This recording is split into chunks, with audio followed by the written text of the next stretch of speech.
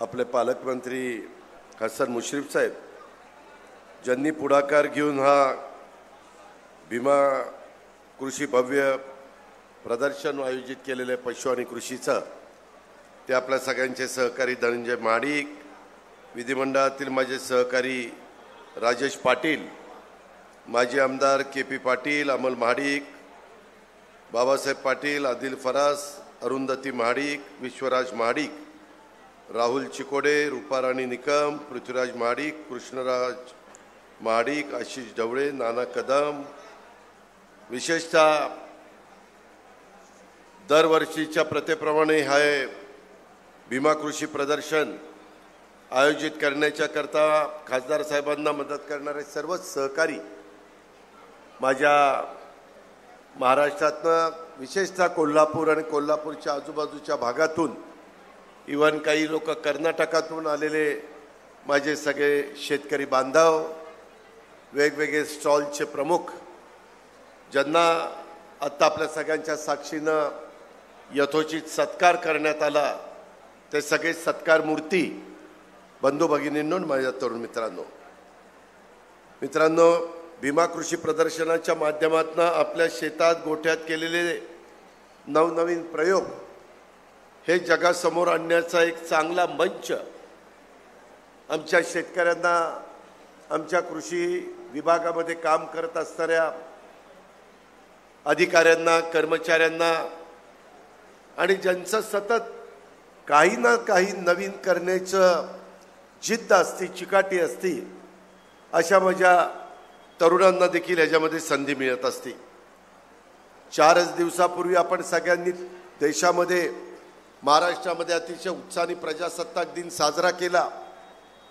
त्याही निमित्तानं मी तुम्हाला शुभेच्छा देतो। पण त्या दिवसापासून आजपर्यंत गेले 4 दिवस अतिशय मोठ्या प्रमाणावर आमचे शेतकरी मित्र ज्यांना या व्यवसायाची आवड आहे, ज्यांना अधिक वेगवेगळ्या प्रकारची माहिती आत्मसात करण्याची इच्छा आहे, अशा माझ्या सगळ्या सहकाऱ्यांना 4 दिवस अतिशय मोठ्या संख्येने तुम्ही सगळ्यांनी जो प्रतिसाद दिला आहे तो खरीच कौतुकास्पद आहे।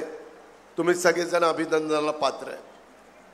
आम्ही एकनाथराव शिंदे आणि देवेंद्र फडणवीस आम्ही सगळेजण या राज्याचा कारभार महायुतीच्या सरकारच्या मार्फत करतोय आणि त्याच्यातून अडचणी येत असतात, परंतु त्याच्यातून मार्ग काढायचा असतो।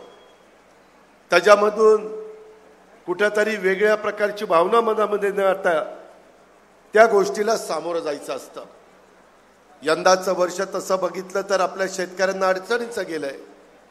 पाऊस काळ कमी अधिक प्रमाणामध्ये पडलाय, काही ठिकाणी जास्त पडलाय, काही ठिकाणी कमी पडलाय। आता जानेवारी महिन्यातच काही ठिकाणी टँकर चालू आहेत, काही बाबतीमध्ये रब्बीची पिकं अडचणीत आलेली आहेत। ग्लोबल वॉर्मिंगच्या मुळे कधी पण अवकाळी पाऊस पडतो, त्याच्यामुळं काही पिकांचं नुकसान होतं, फळांचं नुकसान होतं, भाजीपाल्याचं नुकसान होतं, काही पिकांचा फायदा होतो। परंतु या सगळ्या अशा चक्रव्यूहामध्ये माझा शेतकरी अडचणीमध्ये असताना त्या शेतकऱ्याला वेळोवेळी मदत झाली पाहिजे, ही आमच्या महायुती सरकारची भूमिका आहे। म्हणूनच दुधाचा व्यवसाय अडचणीत आला। आम्ही 3-5, 8-5 दूध उत्पादक शेतकऱ्याला गाईचं त्याला तिथं असणारा दर अधिक 5 रुपये डायरेक्ट त्याच्या अकाउंटला देण्याचा निर्णय 1 जानेवारीपासून घेतलेला आहे। ज्या वेळेस जो शेतकरी मध्ये संत्रा उत्पादक अडचणीत आला, बांगलादेशमध्ये निर्यात करायला प्रश्न निर्माण झाला, तिथं राज्य सरकारने मदत केली। मध्ये धानाचं उत्पादन झालं, त्या शेतकऱ्याला मी बोनस देण्याचं काम केलं। आताही देखील द्राक्ष उत्पादक शेतकरी काही ना काही मागण्या करतायत, त्याबद्दल येणाऱ्या कॅबिनेटमध्ये आम्ही चर्चा करणार आहोत।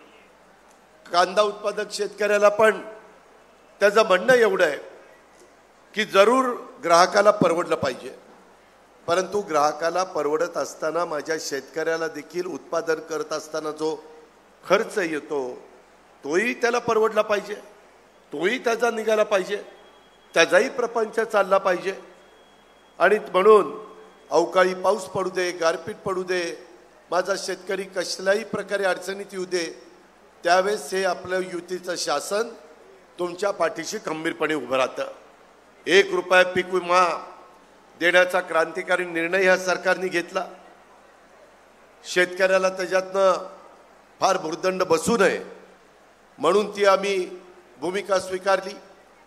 0% व्याजाने 3 लाखापर्यंत पीक कर्ज हा देण्याचा निर्णय सरकारने घेतला. का तर माझ्या शेतकऱ्याला सावकाराच्या दारामध्ये जायला लागू नये. त्याची पिळवणूक होती, अडवणूक होती. कधी कधी पाठीमागच्या अशा काही केसेस आहेत की त्या व्याजावरी त्या बिचाऱ्याला त्याची जमीन सावकाराला तरी विकावी लागली, घाण ठेवावी लागली किंवा इतरांना विकावी लागली. अशा या सगळ्यातनं माझा शेतकरी जगला पाहिजे. तो आत्महत्येपर्यंत त्याच्या मनात विचार येता कामा नये. त्याकरता त्याला चांगलं बियाणं, चांगली खतं, चांगल्या प्रकारे दर, चांगल्या प्रकारे त्याला माहिती. आज या कृषी प्रदर्शनाच्या माध्यमातून काय तुम्हाला फायदा होतो? वेगवेगळी यंत्रसामुग्री जगामध्ये निर्माण होते, भारतात निर्माण होते. अलीकडं शेतमजुराचा किंवा खुरपणी करता ज्या महिला आपल्याकडे येतात तिथंही अडचणी निर्माण झालेल्या आहेत. आता अशा प्रकारचं काम करायला सहसा कोणी धजावत नाही. शेती तर केली पाहिजे, माणसांना तर अन्नधान्य, भाजीपाला, फळं पिकून दिली पाहिजे. आणि म्हणून आम्ही त्याच्यामध्ये वेगवेगळ्या प्रकारची अवजारं ही कृषी प्रदर्शनाच्या निमित्तानं दाखवण्याचा प्रयत्न करतोय, ज्याचा उल्लेख खासदार धनंजय महाडिकांनी केला. कालपर्यंत 12 कोटीची उलाढाल, आज त्याच्यामध्ये 4-5 कोटीची भर पडेल. आज 4 दिवसामध्ये माझा या परिसरातला जो शेतकरी येऊ शकतो त्याला याच्यातनं मदत होऊ शकते, त्याला नवीन माहिती मिळू शकते.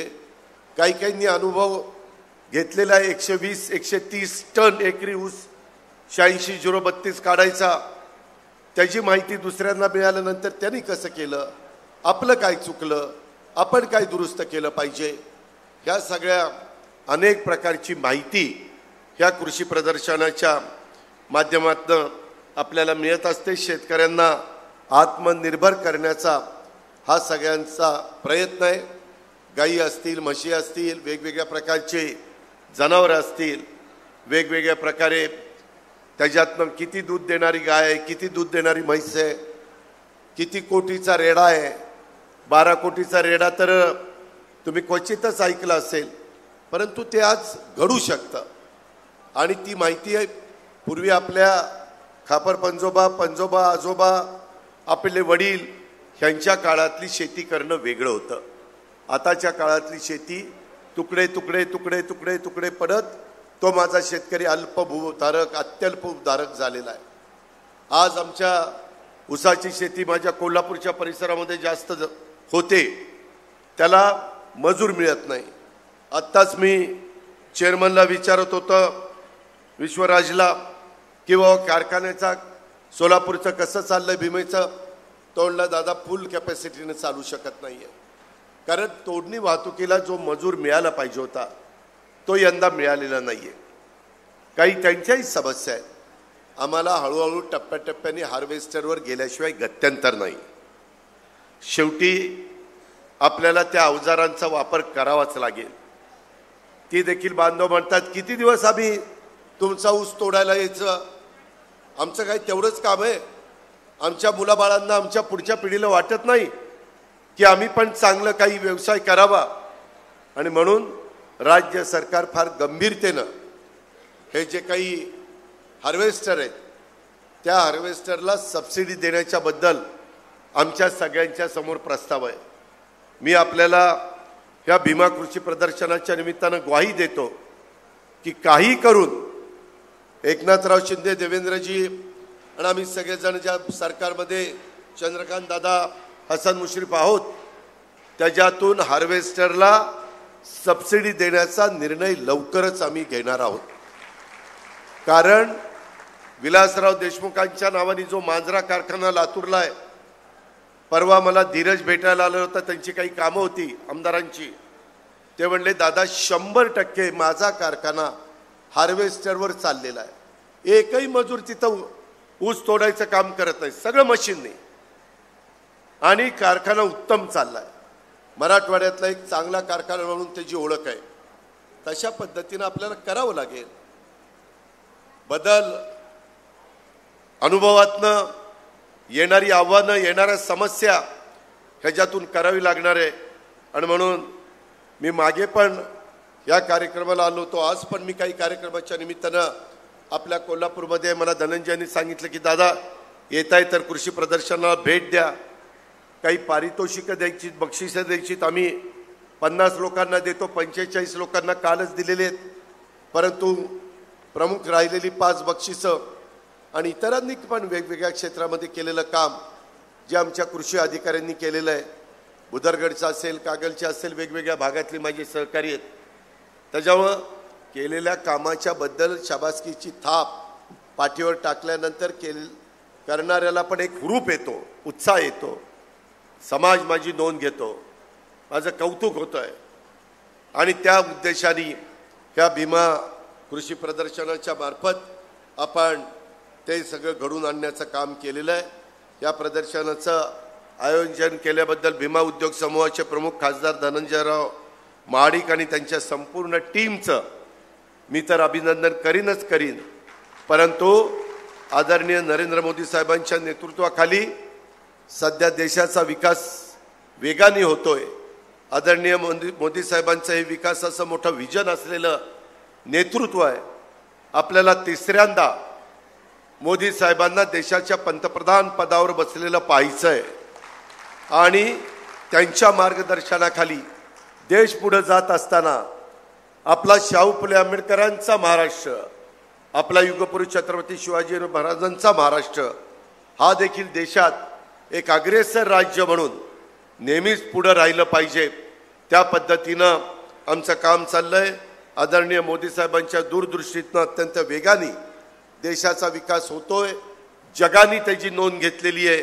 केंद्र सरकारच्या मदतीनं आपल्या महाराष्ट्राची विकासाची गाडी देखील अतिशय भरधाव वेगाने पुढे कशी जाईल ह्याबद्दल राज्याचे मुख्यमंत्री, उपमुख्यमंत्री आणि सगळे आम्ही मंत्रीगण, सगळे आमच्या विचाराचे खासदार, आमदार, आम्ही सगळेजण त्या ठिकाणी प्रयत्नशील आहोत हा विश्वास देतो. पुढच्या वर्षीच्या बजेटमध्ये साधारण प्रत्येक जिल्ह्यामध्ये वेगवेगळ्या ठिकाणी अशा प्रकारची कृषी प्रदर्शनं भरावीत म्हणून DPC मध्ये पण काही तरतूद करण्याचा निर्णय आम्ही सरकारने घेतलेला आहे. आणि त्याचाही फायदा निश्चितपणे माझ्या शेतकरी वर्गाला झाल्याशिवाय राहणार नाही. शेतकऱ्यांचं मालाचं मार्केटिंग चांगलं झालं पाहिजे. त्यांनी त्यांचा पारंपरिक जो ज्ञानाचा उपयोग हा आपण इतर शेतकऱ्यांना करून दिला पाहिजे. नवीन नवीन प्रयोग आपण केले पाहिजे. मगाशीच एक शेतकरी अधिकारी, कृषी अधिकारी मला सांगत होते, दादा पाचट न जाळता त्याची कुट्टी करून आपल्याच शेतामध्ये जर गाडायचं काम केलं, नांगरून गाडलं तर जमिनीचा पोत सुधारतो, त्याच्यामध्ये टनेज वाढतं, इतर पिकांना फायदा होतो.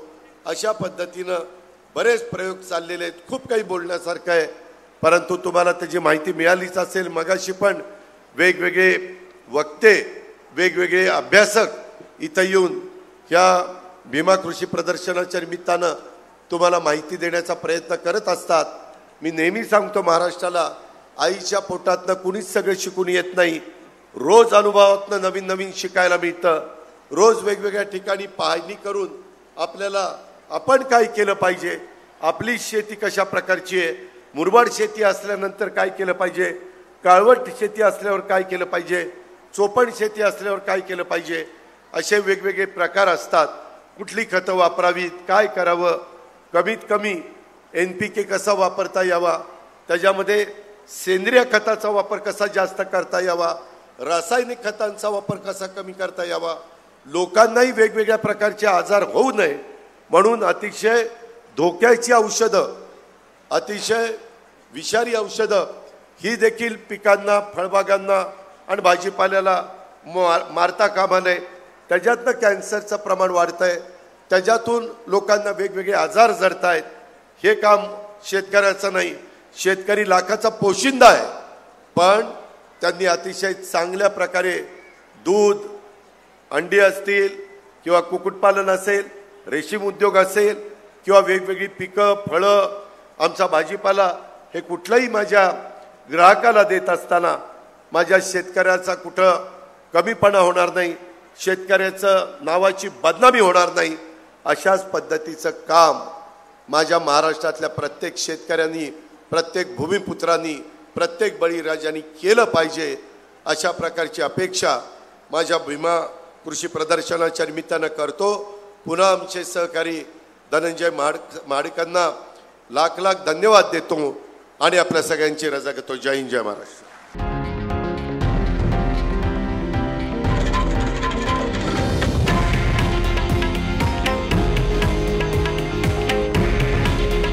हे आहे देशातील नंबर 1 न्यूज नेटवर्क आणि आपण पाहत आहात TV9 मराठी. काळजी तुमची, हित महाराष्ट्राचं.